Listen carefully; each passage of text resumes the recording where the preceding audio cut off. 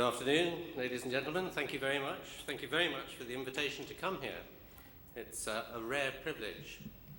About a month ago, I was at a meeting in London, and I happened to mention to somebody that I was going to some rather obscure part of North America that I'd never been to before, to a conference there, and he just went, Gustavus, the Nobels.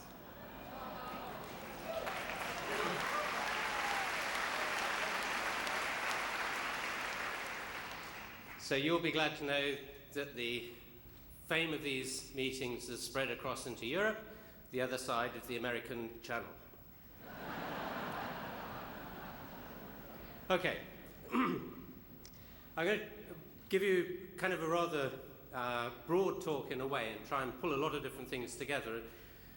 The kind of story I'm going to try and weave for you, and I'll try and show you some data on the way just to prove that it's not all speculation, is really why we aren't just great apes. We are great apes biologically, that's our family. And indeed, we're buried right in the middle of it. We're not even kind of on the edge.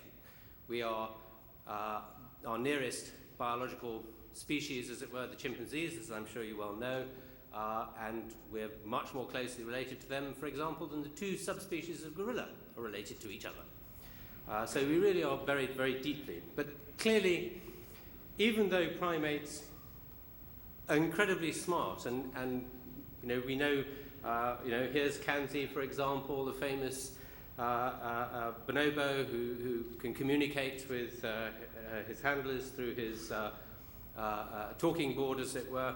They can do all sorts of clever experiments.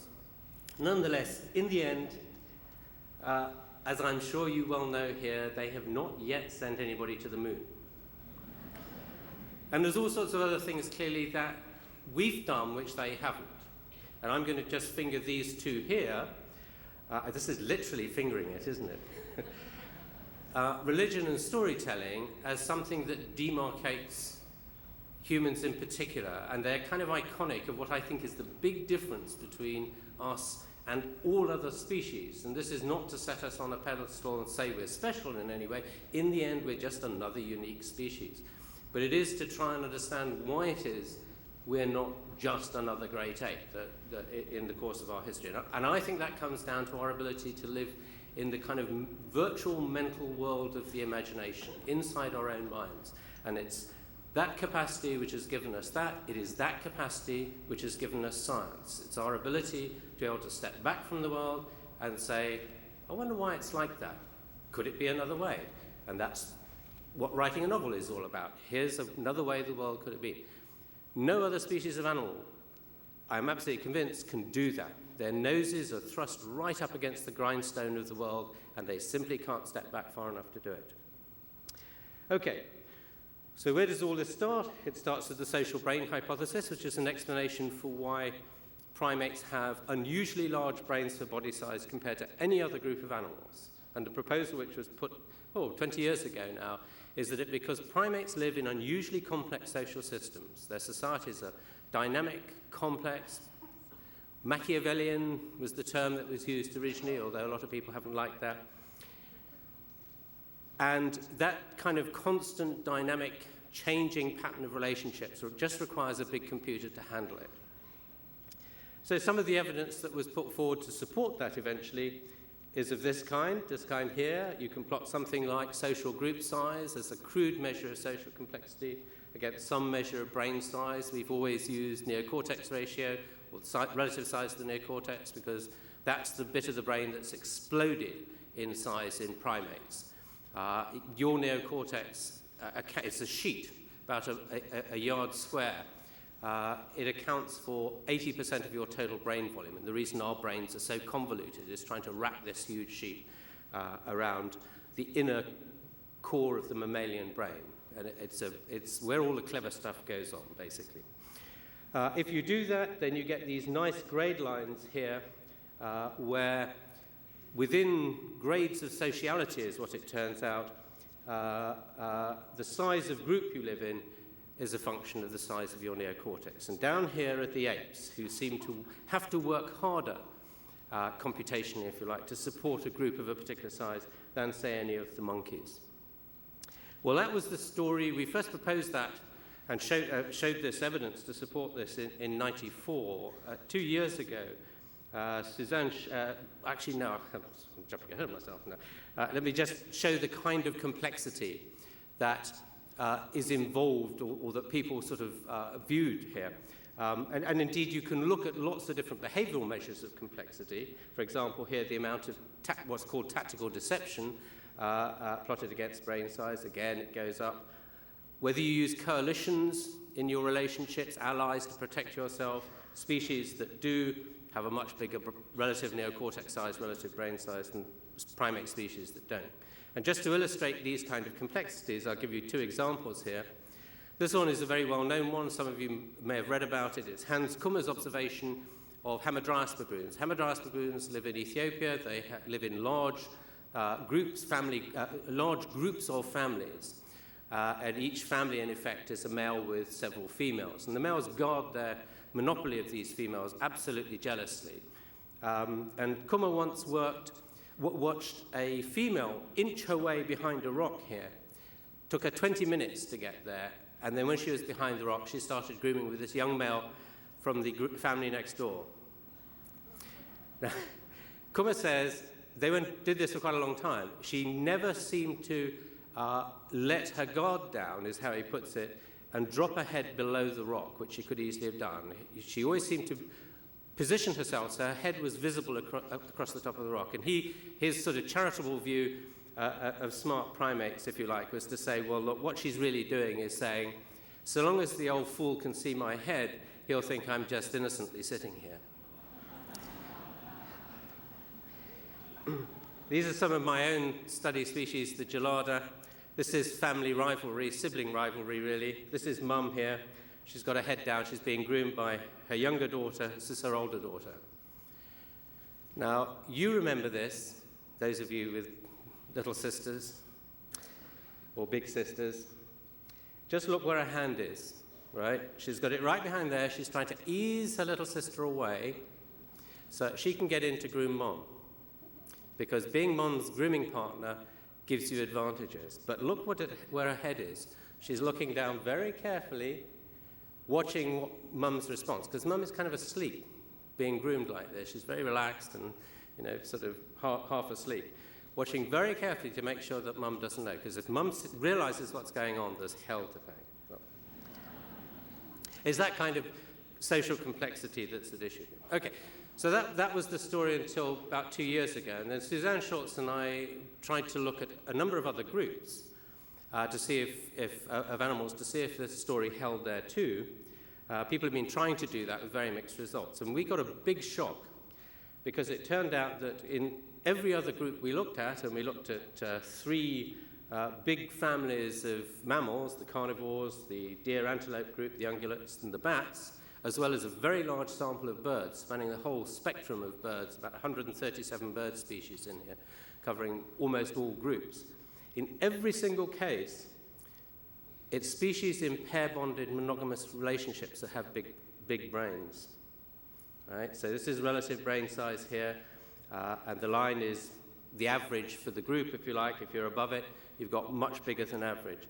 And these are essentially solitary species here, monogamous pair-bonded species, kind of harem living species, and species that live in very large multi-male, multi-female flocks or herds. And you can see that for all these groups, it's pair-bonded species that have big brains. The only exception to this is in the primates. And do what you like to these data, you cannot get this quantitative relationship between group size and brain size to disappear. And you don't really get a very strong signal of any kind of monogamous effect. There's a weak one at best. And this rather surprised us. It was not at all clear what was going on, but clearly at some point in the course of primate evolutionary history, and that means very early on, because remember, the primates are one of the oldest largely unchanged groups of mammals in the world. Their ancestors were kicking around with the dinosaurs. Well, actually, everybody's ancestors are kicking around with the dinosaurs. But these have changed least among certainly these other widely distributed groups of mammals. What we know now is that this has to do with bonding or pair bonding in monogamous relationships, because the birds do that very nicely for us, because in the birds you can split them up into those that have lifelong pair bonds, those that have annual pair bonds like many of your garden birds, which repair each spring, and those that never have permanent pair bonds. It's the lifelong pair bonders have unusually big brains when you partial out anything else you want to get rid of. And these are all, for those of you who are bothered about these things, I'll just say these are controlled for phylogenetic relationships. So the question is, why are pair bonds so demanding cognitively? What is it about a pair bond that makes it so demanding? We think there are two. Suzanne thinks it's this stuff down here. She's a girl, and she's worried about, sort of choosing the right mate and mate quality. And it's clear that, if you make a bum choice, particularly if it's a lifelong pair bond, which you in effect can't get out of because it's kind of, you're locked into it, then that's not a very good idea. It doesn't do much good for your biological fitness. I actually tend to think this is the real problem here.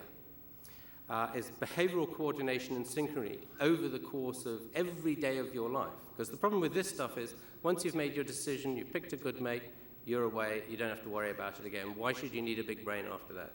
But this stuff, this is an everyday problem.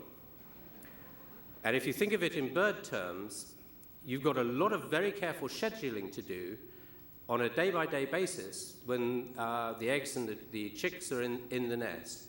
Because if you go down to the bar downtown and don't come back till 4 in the morning, it's not such a problem for humans, maybe, but for birds, that's a serious problem, because your mate, be it the male or the female, cannot manage to survive that long without feeding. So you've got to have a much more tightly coordinated scheduling. You've kind of got to understand what it is your mate needs, really, and factor that into how you organize your life. So I really rather think that this is why this is a problem. And with lifelong monogamous species that live together permanently, this goes on day by day by day. Well, you know that. I don't have to tell you. Okay, so where does this leave us with humans? Well, we can plug humans into this same primate graph. Here are the apes down here. We can plug humans in. For the benefit of the graduate students here, I should just point out that all this data on primate brains came from the same lab, as it happens in Germany. They had a few students that were late on their term papers, so their penalty was to contribute their brains to science. So we can plug humans in at the appropriate neocortex size here and read across, and it gives us a group size of 150. And this apparently is now known as Dunbar's number, which is slightly odd, because I actually think it's an artifact. I'll explain why. Do people live in those kind of groups? I mean, we live in these huge groups. There's a great deal more than 150 of us here. And we can get on perfectly well in these kind of large conurbations. If you actually look at tribal societies, then what pops out very clearly is that very often the number of 150 is a core grouping size. So these are census data from tribal societies all around the world, including some American Indian data from the not the last century now, the century before last, the 1880s, 1890s from California, I think. So each sort of column is one tribal society, and you can see they have a number of different kinds of grouping levels, and these are nested within each other. If you like to think of it, even now we live in these kind of social arrangements. You have your family, you have your extended kinship group that the family's part of, extended kinship group is part of the parish is part of a county, and so on. It all builds up. And there's this one grouping level in the middle here, which is absolutely perfectly pitched around the predicted value of 150, which is this red line. The mean is very, very close to that, and these dotted lines here, just the statistical confidence intervals around that prediction. So most of the data ought to lie within that. And you can see the red ones do. They're of a particular kind, associated very often with a name like a clan or a regional grouping or something like that. They're a virtual group. They almost never meet as a whole, but they have very particular relationships with each other. They're very different from these smaller groupings, the band, or these larger groupings, the tribe and the megabands. And there's lots of kind of casual examples. People start to send me these things in, actually, after a while. I don't need any more. We have a very long list of them. But this is just a sort of selection of other examples of this. And I'll really just point out one. Well, there's some nice American ones. Here's the Mormons going off on their great trek. Brigham Young, when he was sending them off, I think there were 5,000 altogether that went off on the great trek to Salt Lake City. He realized he was going to have a real coordination problem. So apparently, so I'm told, and I'm told on authority, this is actually what it says in the Mormon Museum in Salt Lake City. He split them into groups of 150, sent them off in little parties like that. This is the one I really want to mention here, the Hutterites, because they're just next door. They're just over there in North Dakota. Now, remember, the Hutterites are communal Christian, fairly fundamentalist Christian group that came here from Middle Europe with a very communal-based lifestyle. So they farm communal farms. Everything is done communally. Obviously, they all live in their families, but all the work, even the washing up and the cooking, is often done communally. This figure is just at the lower limits of the confidence limits around the prediction of 150. The reason it's 107, and I have this simply from the Hutterite data themselves, citing the Hutterites, is that they will not allow their communities to get bigger than 150. And they would rather split them when they get to that number and set up a daughter farm somewhere else and start a new community. And the reason they do that is very clear. If you have more than 150 people in the community, you've got to have a police force. And their whole ethos is against having hierarchies and police forces and things like that. So to avoid that problem, they do it by keeping the numbers down. That means everything can be done by peer pressure alone. And people will respond to mild complaints about behavior, for example, by changing their behavior. They won't say, I mean, in our communities, if you go along and say, we really didn't like what you did Saturday night, most people will say, well, you know what you can do with your complaint, don't you? If you've got less than 150, it's a very, very different story because people have obligations to each other. It's all a matter of trust and reciprocity. You're bonded into this very intense. You may fight like hell with them, but still, when the chips are down, you all lay your life on the floor for them. And that sense of obligation causes them to operate in this sort of way. Exactly the same among the Nebraska Amish, who paradoxically have nothing to do with Nebraska. They live in Pennsylvania.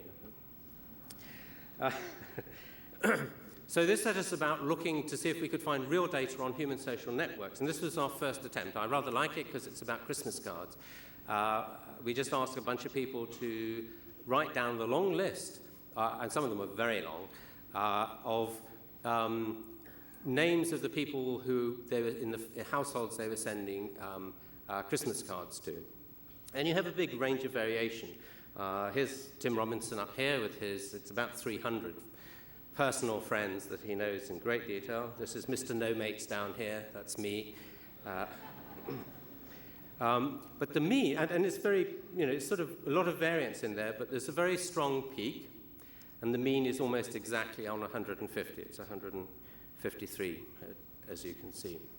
And one of the other things we asked them to do is to say for every single person on that list, when they last saw them, how many months ago did they last see them personally, and how do they feel about them on an intimacy scale from 0 to 10? So 0 is, I couldn't care less really, and 10 is, they're my deepest something or other. So this just plots time since last contact. So this is yesterday, this is several months ago, and here we have this intimacy score from 0 down here to 10 up here. And you'll see this lovely correlation. We've replicated this correlation on a number of occasions with completely different data sets, and it's very, very robust. The exception of these guys down here, I just draw these to your attention because if you notice, you see them very often, but you can't bear them.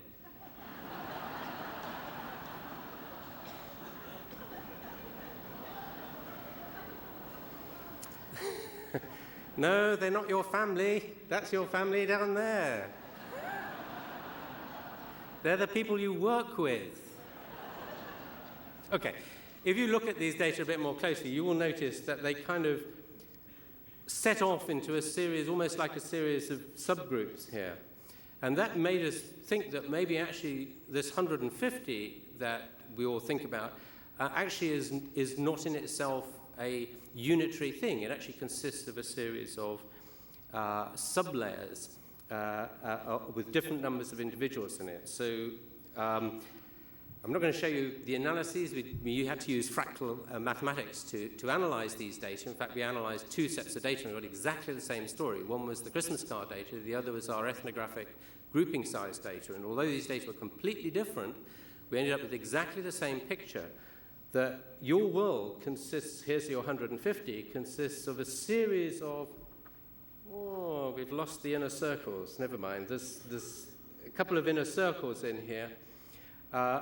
And the size of those circles are very consistent. So we're adding numbers as we go through. There's you in the center. This is your social world. There's you in the center.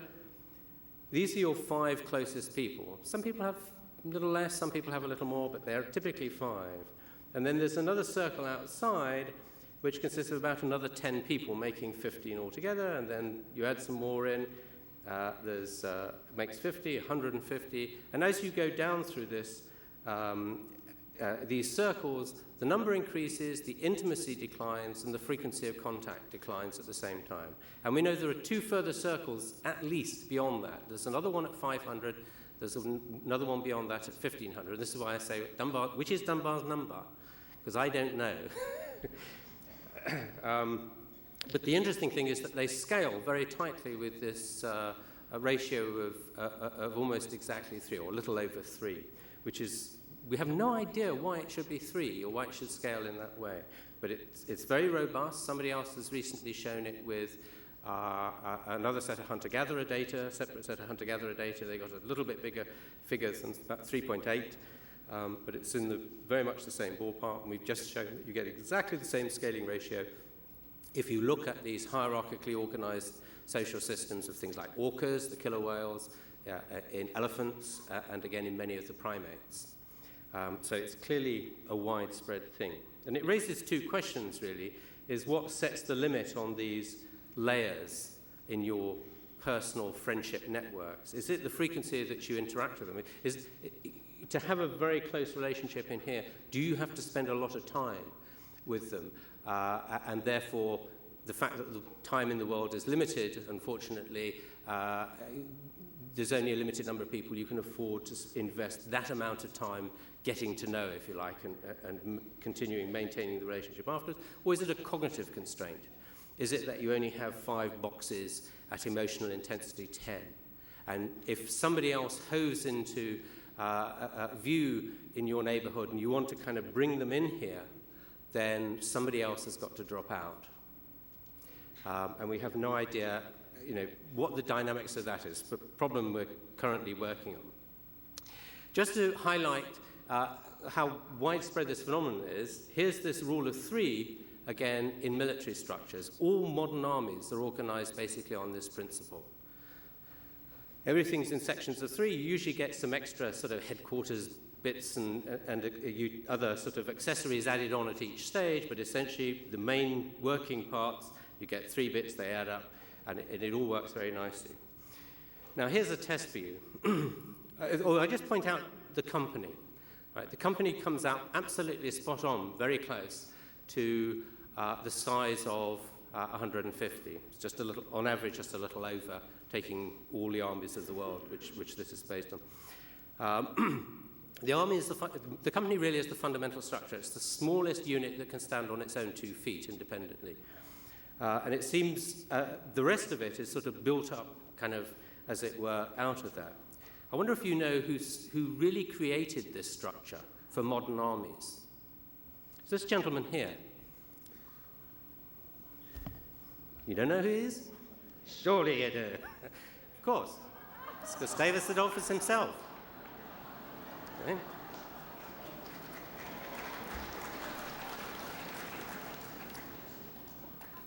Oh, in his period, during the 30 Years' War in Europe, he was the finest military general and military thinker of his time, and much admired afterwards. And I'm told much admired for what he did back in Sweden as well, as the King of Sweden. Hence, he's often regarded as one of the greatest kings of Sweden, which is why we have this place here. And the President has actually just asked me just to point out to any Gusties here that if you didn't get that,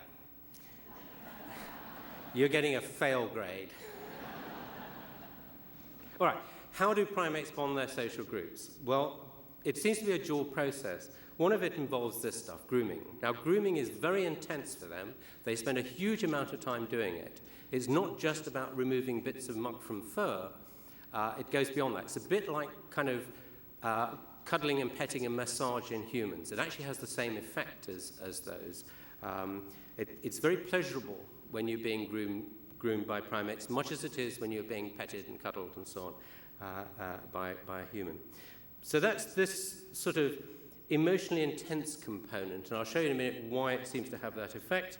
But the other component is clearly this, and what I think happens is, and this is just a guess really at this point, is you need this kind of physiological mechanism to set up a kind of internal pharmacological state which allows you to build a cognitive relationship of trust and reciprocity somehow. But we have no idea how that really works. Clearly, however, it has something to do with this stuff, and John just showed you one of the classic tests, the so-called Sally-Ann test of false belief. Everybody assumes that this kind of special social cognition is what really makes the world tick for primates and what demarcates them in particular, and we have it in spades. And this form of social cognition is often put in the form of orders of intentionality. Intentionality is having beliefs about mind, in your mind, as it were, about other individuals or the world out there. And so you can sort of structure them in a sort of set of a sequence, reflexive sequence. Here's Jack. He believes that X is the case. Jill here believes that Jack believes that X is the case, so she's in second order. She's got handling two belief states in her mind. Jack here again now is in third order because he believes that Jill believes that Jack believes that something is the case. So he's handling three. And this, in principle, it goes on beyond that, essentially in an unlimited direction in principle. This one here is very critical. Second order intentionality, it's theory of mind. Children acquire that at about the age of 5. That's the point at which children are able to understand other individuals have mind states which differ from their own. So that's the point at which they learn to lie with conviction. They're also the point at which they can engage in fictive play, in pretend play, that pulling a piece of string behind you with a train, a car attached to it, or whatever it may be, it's the car really is going along.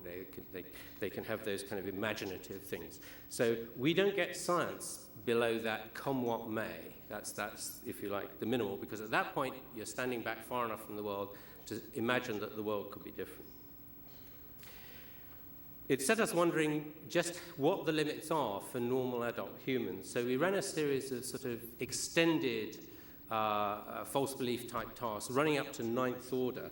I think, well, one set ran up to 9th order. This was a set we did up to 6th order with Peter Kinderman. It's actually the first data set where we tried this. So you had these little stories about people trying to make arrangements for dates or get a pay rise or something like that, thinking through the mind states of the various characters involved. And then we have a control here, which is just factual questions about the story and the general setting of the story that have no mind states in it.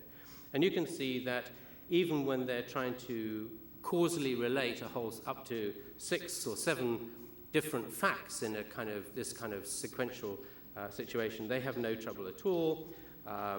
But when they're trying to handle mind states, when you get up to 5th order, is about the absolute upper limit. It really plummets after that.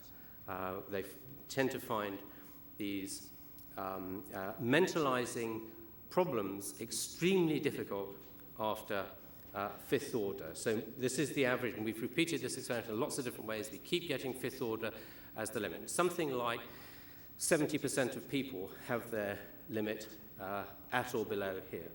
And just to give you a sense of what fifth order is about, here's a little example that I'll let you read. Okay, if you got that, you get an A grade. If you didn't get it, too bad. Okay, so they're actually quite difficult to handle, and there's some sense that maybe without language we can't actually get up to fifth order. It would actually be quite difficult to do. But children go through this progression where they acquire second order at about age 5, and then third order at about age 9 or so, fourth order at about 10, 11, and they get up to adult levels in their early teens. Well, we asked one group of people, as well as doing these tests, to also make a list of their inner circle of close friends. And this is what the data looked like. So here's the number of close friends they had. Here's their scores on these mind-reading tasks, the limit that they could cope with, the upper limit. So some people didn't do very well, first order. Some people claimed actually it went up to ninth order, and I have to say I didn't write these. My limit was actually about sixth order. I wrote the first set, and it nearly broke my mind to do it, frankly. But the graduate student that did this particular study actually claimed he could write up to ninth order. But in general, forgetting the tail ends, it doesn't really matter. There's a nice relationship here. The number of friends you have increases with your competencies on these kind of social cognition tasks. There's a lot of variance in the data. We know where some of that variance comes from. Some of it's personality differences, some of it's age effects, some of it's a gender effect.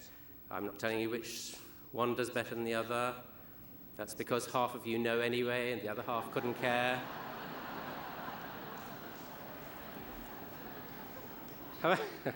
However, what is really scary is this stuff shows up in your brain, as you might expect it really does. So this is some imaging studies we've just finished last year. They're unpublished, so you're getting the first public airing of this stuff.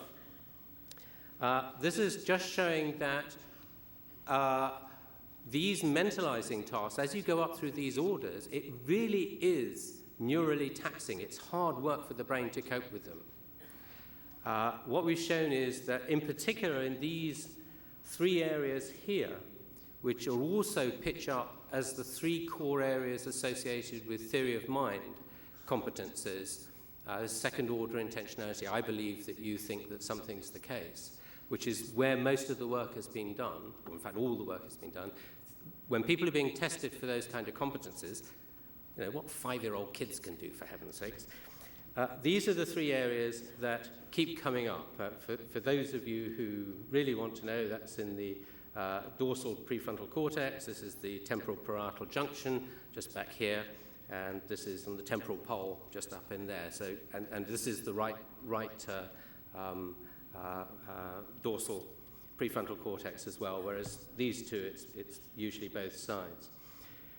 But the key point here is that as you go up through the orders of intentionality between order 2 and order 6 that we took them up to, these areas are working much harder at each level.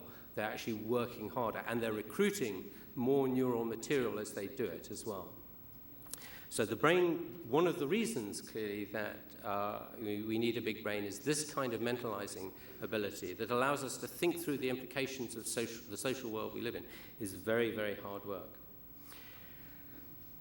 We also did a structural analysis on another set of people, and what comes out very nicely is actually the number of close friends you have in these inner circles correlates very nicely with the size of this area here, the dorsal prefrontal cortex. So now we don't even need to ask questions of people. We can just go and measure this, and we know all about you. Of course, there's lots of individual differences in there, and it's not just all phrenology, which is what it's in danger of looking like. Okay, so back to the grooming component now. That's the sort of cognitive bit. Back to the grooming component. If you look at time spent grooming in primates against social group size, these are species averages here, there's a general increase in time given to grooming. So as your group size increases, you have to groom more. You're not grooming more people, actually. You're grooming your close buddies much more, as though to make the relationship work even better. It's on a pretty much a linear trend, and we've reanalyzed these in newer data, and we get exactly the same result. But it kind of levels off here at about 20% of time. So these are gelada out here with their huge groups. It looks as though there's a kind of upper limit here that you can afford to spend in this otherwise useless activity when you could be feeding, for example. This is clearly just an ecological effect. I mean, you have to feed in real life. You have to go out there and work. You can't spend all your life engaged in social interaction. So this sets this upper limit here in primates in general. Just to show you what's going on in terms of grooming, I mentioned it's very relaxing, it makes you feel kind of very happy and so on. It's because it's extremely good at releasing endorphins. Endorphins are the brain's own painkiller. They're related to the morphine family, but they're non-addictive. They're slightly different chemically, and you don't get addicted to them in the same way that you do to the artificial opiates. And this is a little experiment done some years ago by Barry Cavern, a colleague of mine in Cambridge, in which they showed that if you give very, very low doses of morphine, so small that you wouldn't be able to detect them in blood tests immediately afterwards, interest in grooming plummets compared to, here's a saline control. They're just given salt water, basically. Compared to these, your interest in engaged in social interaction, so the amount of grooming or the number of grooming partners you have or the amount of grooming you ask for drops. In contrast, if you give them an opiate blocker, in this case a fairly inert drug called naltrexone, which simply locks onto the opiate receptor sites in the brain and won't let the endorphins get in there, you just can't get enough. You go crazy because you're not getting the release from it, from the grooming, that you would normally be getting. So you just keep asking for more and more and more. And this may be one reason why morphine drug addicts become totally asocial, because they're just, it's not spaced out, they're blocked out. They don't need social interaction to get this buzz that seems to underpin our relationships. Okay, so what is the effect of this for humans? Well, if we plug humans with our groups of 150 into this primate line, and we ignore the fact that there's an upper limit, we would have to spend about 43% of our daytime engaged in social grooming if we were to bond our groups the way primates do. So this is a big gap here. There's a lot missing, because if you look at real human data, and these are time spent in social interaction by a whole range of people, from people in Dundee in Scotland to herders in Maasai herders in Tanzania, hill farmers in Nepal. The average is absolutely bang on the 20%. This is just variance around here. Remember, these are averages for individual species, so there's a lot of variance around here too. These are bang on. There's this big gap missing here, the so-called bonding gap, which clearly we don't have the time to do. We're as constrained as monkeys. It looks like we're using the same amount of time, but somehow using it more efficiently. And you all know, if you spend that amount of social time in your life, nearly half your day engaged in socializing, you would get nothing done. I mean, the only people that have that amount of spare time is academics, let's face it. So somehow we have to cut through the glass ceiling here, and here's one suggestion. That's what language was triggered to solve the problem of. And language is very good because it allows us to cut through many of the blockages that limit grooming. You can exchange information about the social network. Monkeys and apes know only what they see, whereas you can go around telling people what's happened and catch up with the news.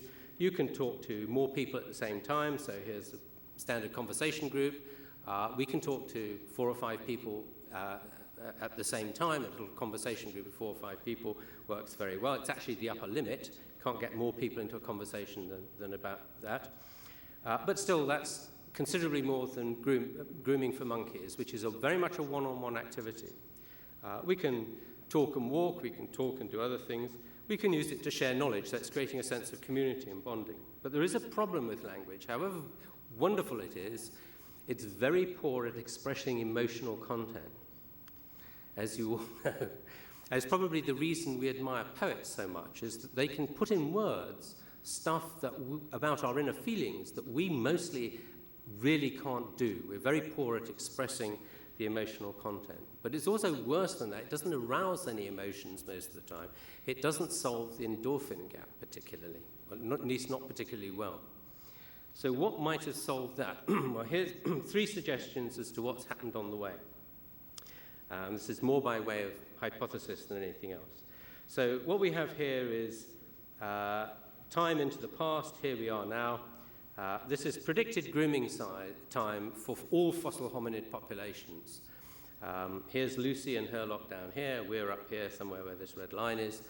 And it's simply based on taking the fossil crania, calculating brain size from that, and then interpolating these values through the graphs into neocortex size, from neocortex size to group size to grooming time. And you can see here's the 20%, the Australopithecines, they're just apes. They're in the same border, that's fine. And then it starts to take off.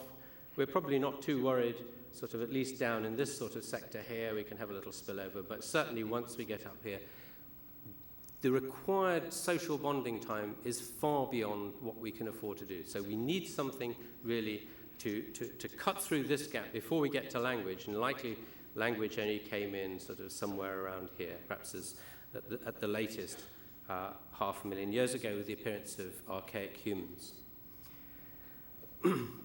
I think these 3 fill in the gap. They're all unique to humans with the exception of this, which we share with chimpanzees, laughter. They have a form of laughter. They don't use it as intensively as we do. But laughter, music, and I mean the performance of music, not sort of concert music in the sense of sitting while the orchestra on the stage is doing what we're interested in, as it were, but the audience really isn't. I'm talking about engaged in performance of music, as in traditional societies, where you might sit around the campfire and have a sing-song. And also religion, and particularly the rituals of religion, not necessarily the intellectual content, the theology, as it were. So, and I think they probably came in this order, that laughter came in first, simply because we share that with chimpanzees, so it was already there. What's interesting is about laughter is it's also highly synchronized and segmented. And dancing and music performance, as orchestral players will know, is very dependent on the ability to synchronize and segment your behavior, as it were, because that's how the music's structured, and so is language. So I think we go from here to here, and then naturally a very quick jump into language. Once you've got this kind of vocal singing, as it were, without words, in the context of music and dancing, it's a very, very short step into language. So I just want to also point out, and I'll just show you a bit of evidence in a second, that all 3 of these are very good at triggering endorphin release. And I'll just show you evidence for the sake of time for here. This is it's actually 2 studies pooled together that we did a couple of years ago, looking at the impact of laughing on pain tolerance. So your pain tolerance is simply a good assay for endorphin release, because that's part of the pain control mechanism. And all we did was we showed people, or we first of all gave them a pain test. Sometimes we use an old-fashioned blood pressure monitor. Sometimes we use a cold hand or hand in an ice bucket. Anything like that will do. See how long they can stand this. Show them something like a video or get them to do something, and then test for their pain tolerance again. If you show them a very boring tourist video, happened to be from Nevada, actually. I beg your pardon, not Nevada, Nebraska. But I take the blame for that because my granny was born in Fontanelle. So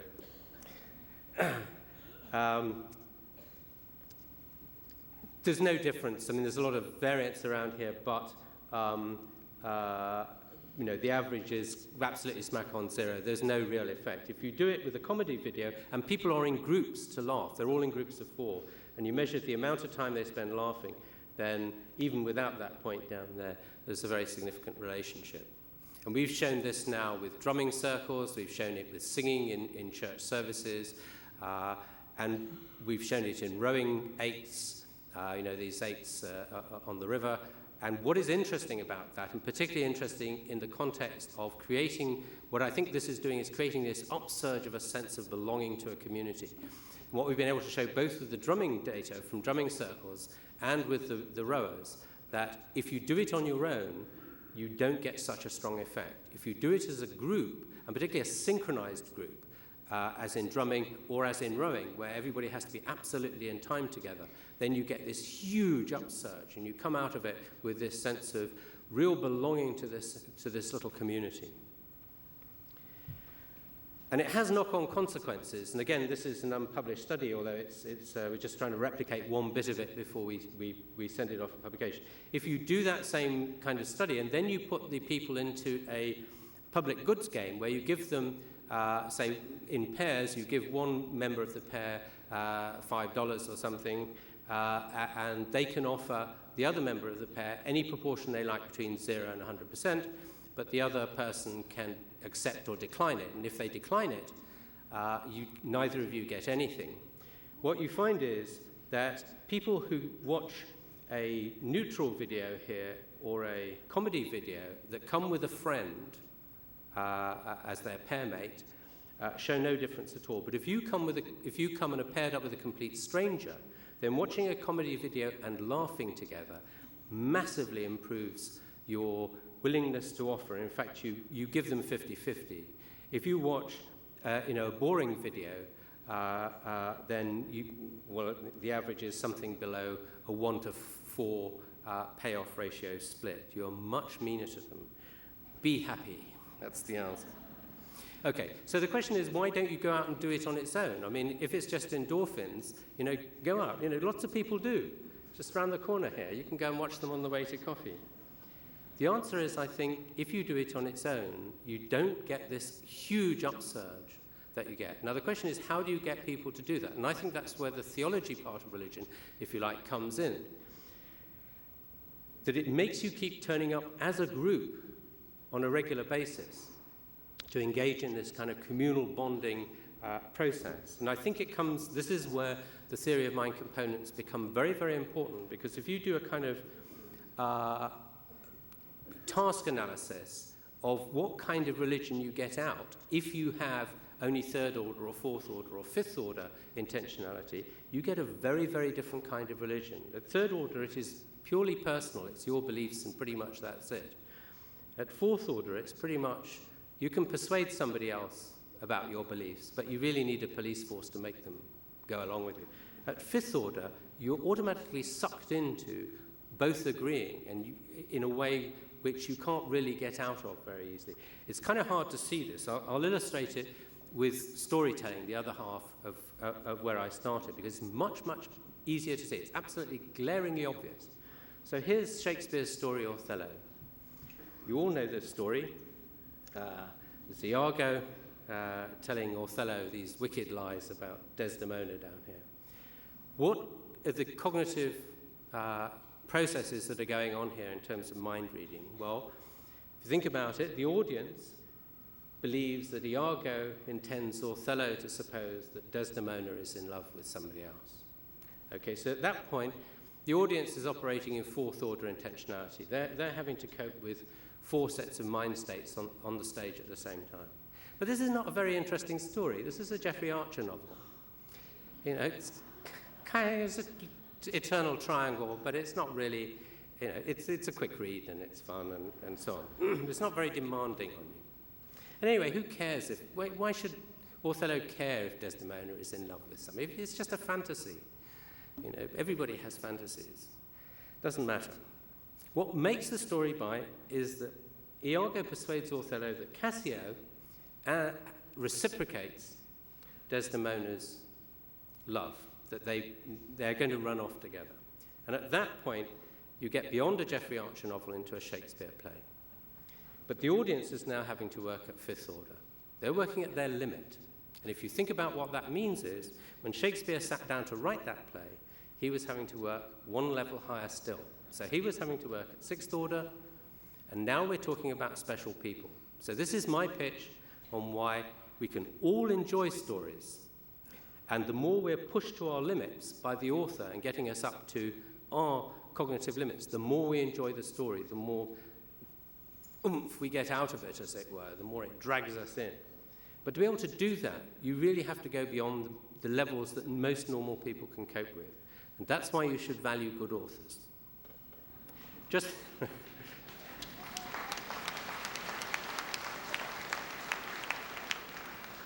So just to finish off very quickly, let me now go back to where we started and show you why that's only possible for humans.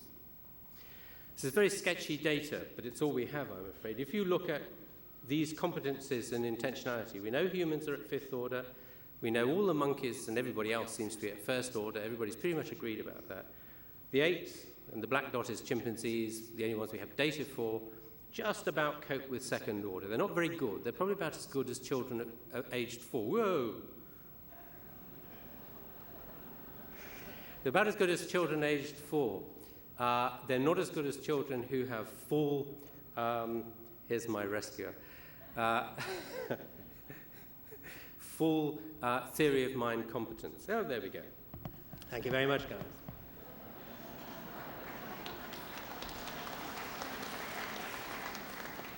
Yeah, they said if I did that, it would turn the whole thing off. They didn't realize I was going to test to see if they could do it. Good. Okay.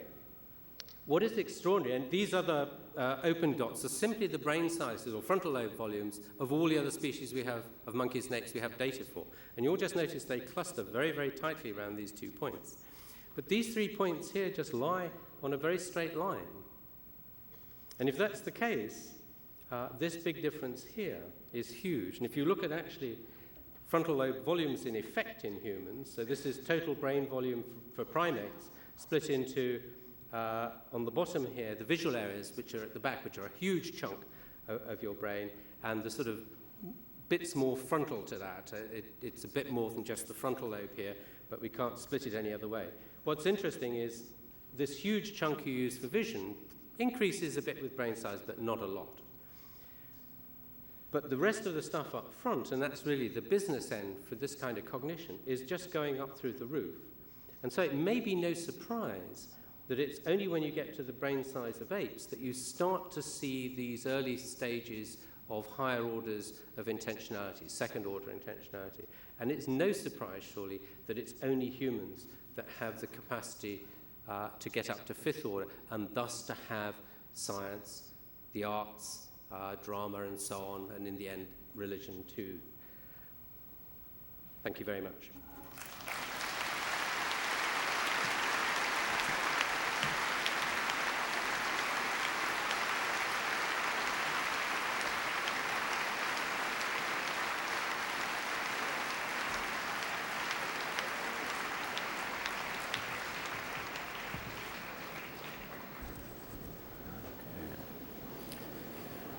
If we could ask our panelists to come up once again.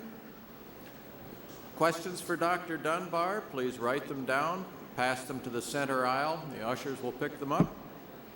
We'll resume here in just a few minutes.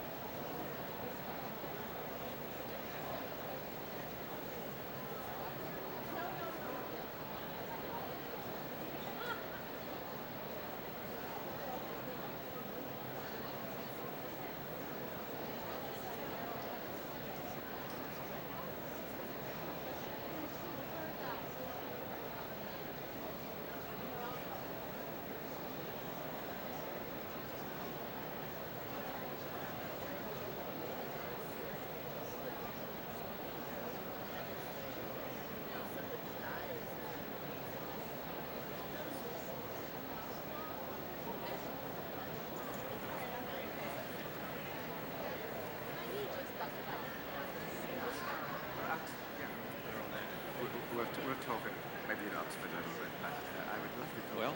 Well, I can hear myself now. They wonder if they can hear us. They can. Ladies and gentlemen, would you please take your seats?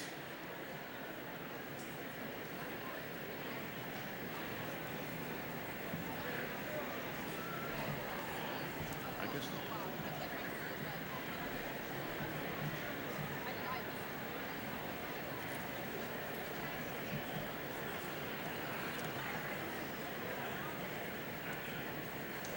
So again, if you have some questions, pass them quickly to the audience, to the ushers.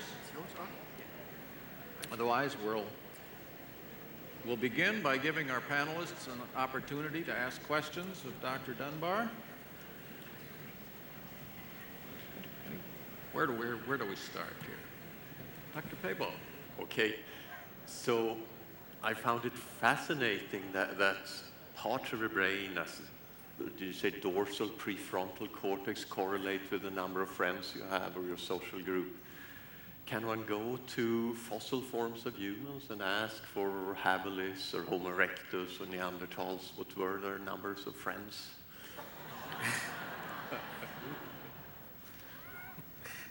I was hoping Curtis was going to do that. I'll leave that to you. The answer is no, because that's individual differences between within species, and you really don't get enough. You can't measure that kind of individual variation on brain size or brain bit size. In fossils is the problem, I don't think, anyway. You can kind of, it's so imprecise anyway, and then you can't measure that bit of the brain anyway, even from the impressions in the inside. It's not good enough. So the best you can do is what we have done with the general group size analyses of predicting group sizes for populations as a whole, where we can do it using the general equations by interpolation, and that just gives you a ballpark figure. And I don't think you'd probably get, unluckily. Bad, yeah. Dr. Marion. Yeah, just a point and a question. And I was interested in what you were talking about with the impact of grooming on endorphin stimulation. And of course, in traditional societies, they lack mirror technology. So the application of cosmetics is a social activity, unlike in the daily activity of people in our society where it's a private activity in front of a mirror. Maybe the analogy might be the local hairstylist functions as a social activity of cosmetic production and stimulation of the head and so on. But in traditional societies, the application of body paints and so on is a social activity that in many ways mimics grooming because of the bodily contact. And it happens both between men and women, but not across the sexes. Have you looked at that activity to see if it has a similar reaction as grooming does in primates? And I'm wondering if that could be a transition out of grooming for humans. We haven't looked at it, and it would be a great project for a PhD student.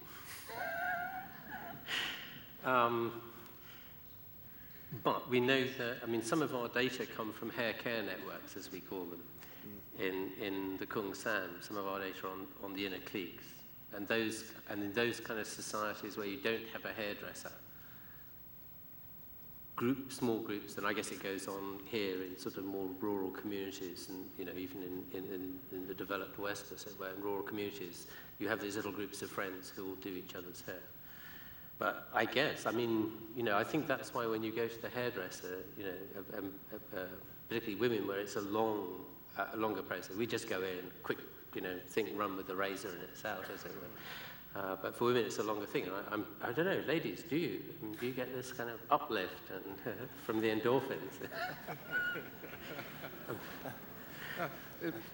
let me just come in with a question here from one of our internet viewers here to follow up on that. How does the development of such social networking technologies as Facebook or MySpace impact human capacities for relationship? He says, I have over 1,000 close friends on my Facebook site.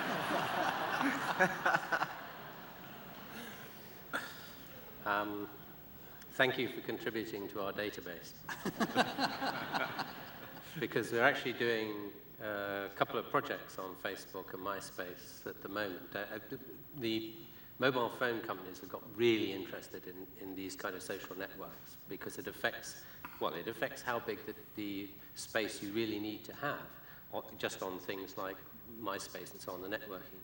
And it actually affects how big the technology has to be on these virtual world gaming environments. It turns out that they have exactly these kind of structures that we found in ordinary people, even on these virtual environments. Yes, people claim to have huge, and the other reason is, of course, the technologists think that they can cut through some of these glass ceilings by increasing the broadcast pattern that you can have, because you can send an email out to tens of thousands of people literally, and that saves you a lot of time. The real question is, what's the quality of relationship you have with them? Because we are embedded in this extensive series of circles of acquaintanceship, which goes on forever. It stops with the 6 billionth and 2 people that are now alive on the Earth, and probably includes your pets as well on the way. It's the number 150 is simply the number of people you know as persons, that if you bumped into them in Hong Kong airport at 3 a.m. on a stopover at the bar, you wouldn't even think twice about going up to them and saying hello and how are you and stuff, because you know who they are and they know who you are. There's lots of people you know beyond that. The limit of about 1,500 is quite well documented now as the number of people whose faces you can put names to. And that's much bigger, clearly. It's an order of magnitude beyond the 150. So you can have large numbers of people, but the question I have to ask you is, what is the quality of your relationship with them? And you assume that they're all equal, but in fact, not really. It turns out not really so. And certainly from all the work that's been done on Facebook, most people have circles of 150. And that's about it. Dr. Van Huysteen. Yeah, thank you so much. This was such a fascinating lecture. And your answer now leads into a question that I wanted to ask exactly about what you call the quality of close relationship. You made a distinction. You talked about circles of acquaintanceship and then asked what sets limits to those. Is it, time investment, or is it some cognitive restraint? So I'm just wondering, is there also a third option, or is the first one? It sounds like the more time you have, the more friends you might have that are very close to you. When I would say, how do you account for personal choices to have, say, very few close relationships that are very intense? And the same kind of question towards the end when you talked about religions and various strata of community.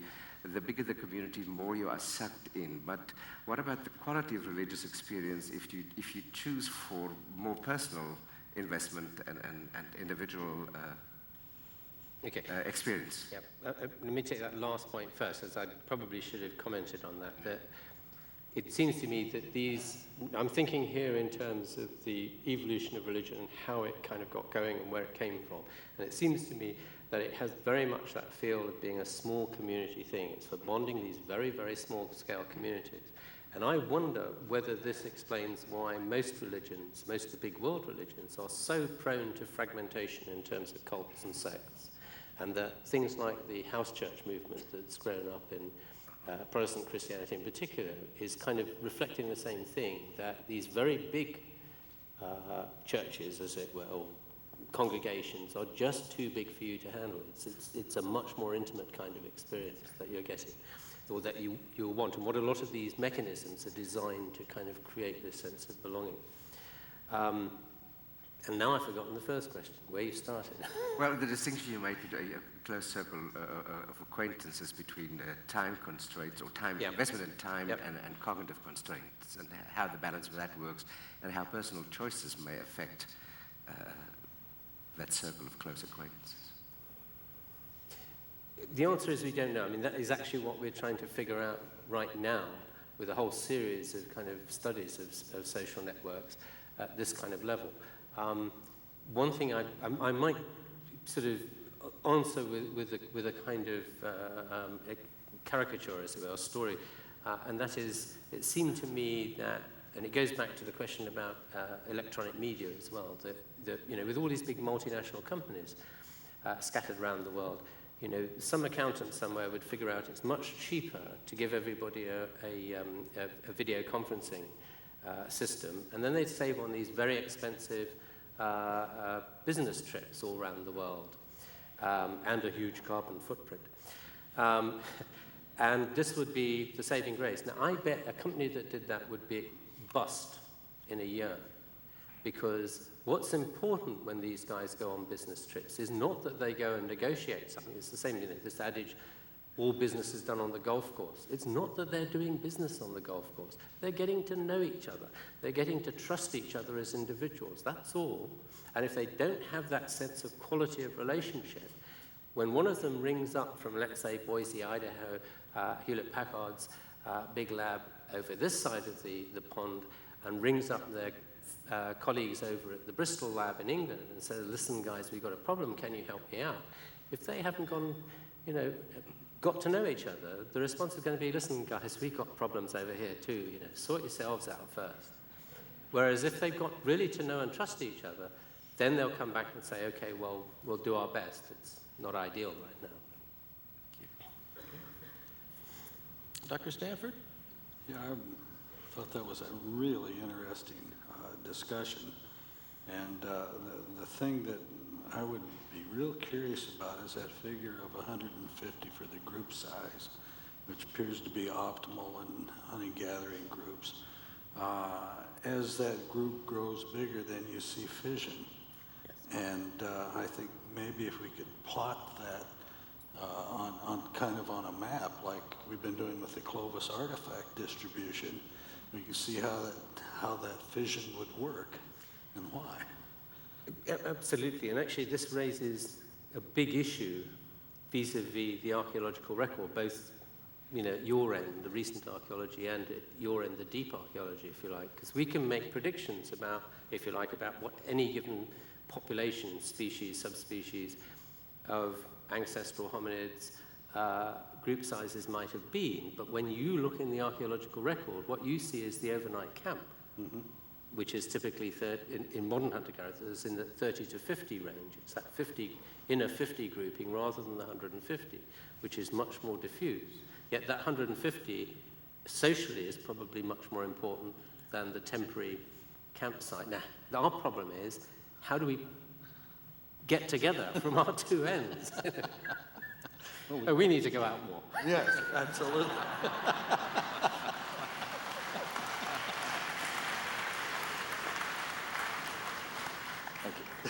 Here's a question from the audience. Do you believe language and religion occurred simultaneously? No.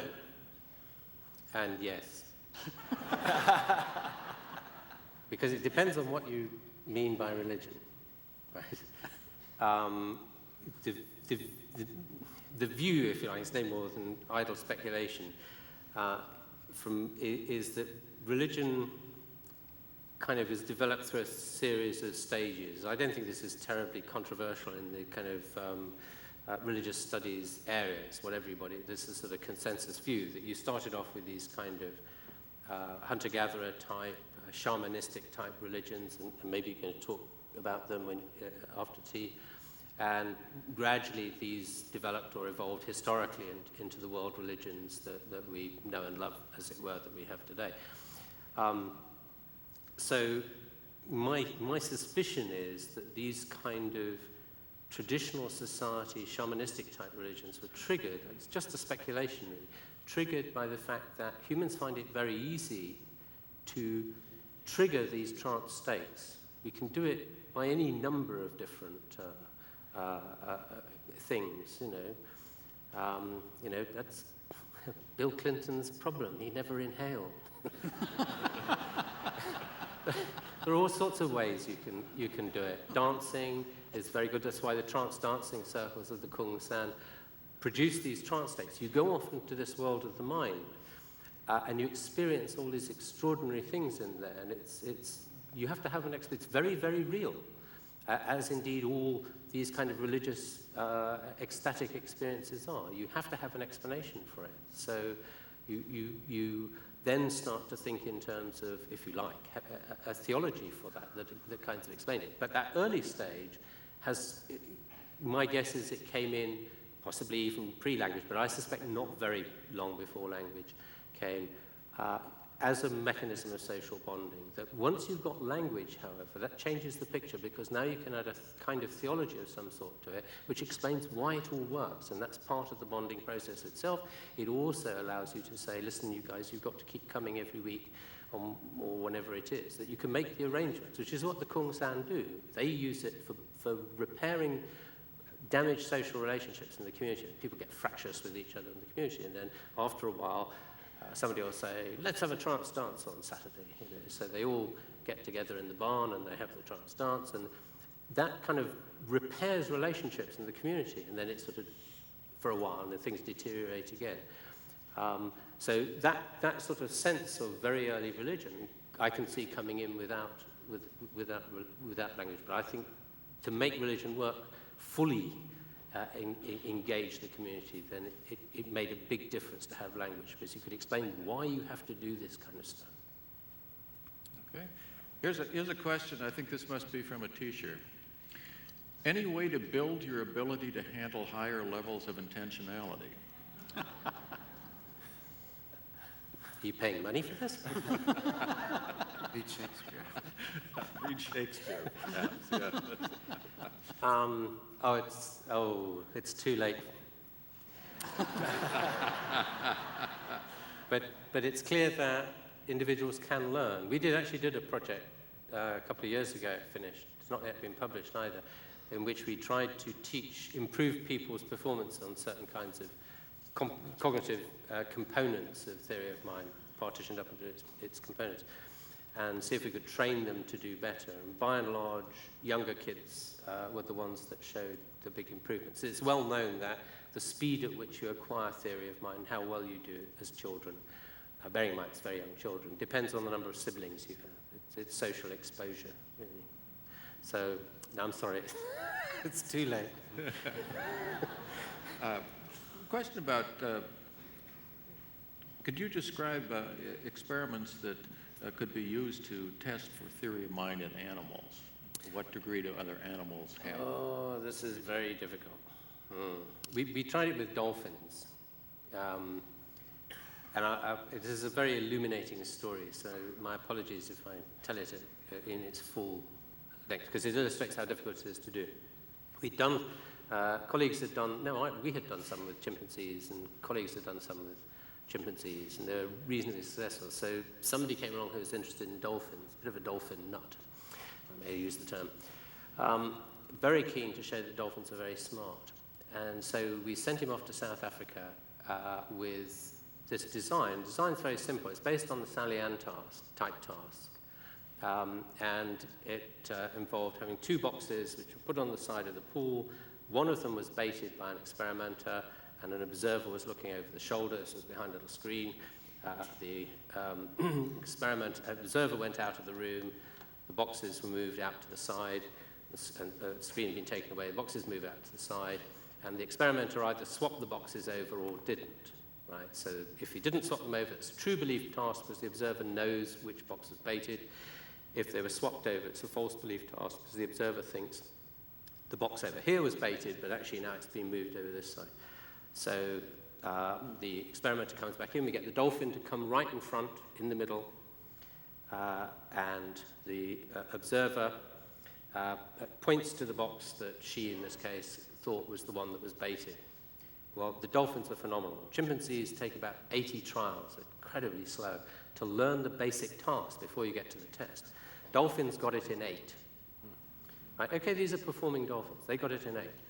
And they were absolutely spot-on perfect, A-grade students. Every time, didn't matter, false belief, true belief, task, mixed up, they got it right every time. This is phenomenal. Nobel Prizes loomed. Unfortunately, I made the mistake of looking at the video. Well, actually, what made me think about it was there was one task where the observer made a mistake and forgot what kind of trial she was on. And she thought she was on a false belief trial, and the dolphin knew she wasn't. Right? So this made us a bit suspicious. So we looked at what the dolphins were doing, and they're so smart. This is, no skin off their nose intellectually, because it just shows how smart they are. They were picking up on how the experimenter was dipping her shoulder. If she put the bait into the right-hand box, she tended just to drop this shoulder a fraction. And if she did it with the left-hand box, she dropped this shoulder. So we had a group of naive people look at these tapes, and they were nearly as good as the dolphins, not quite. I mean, the dolphins got it every single time. They got it right. So we then, a bit frustrated, we decided we'd do it with a new set of observers, new dolphins, new design, much tighter control. Oh, the other thing the dolphins were doing was they would come up to the center point, the observer would tap the box to show them which one, and the dolphin would swing to one side and then drift down.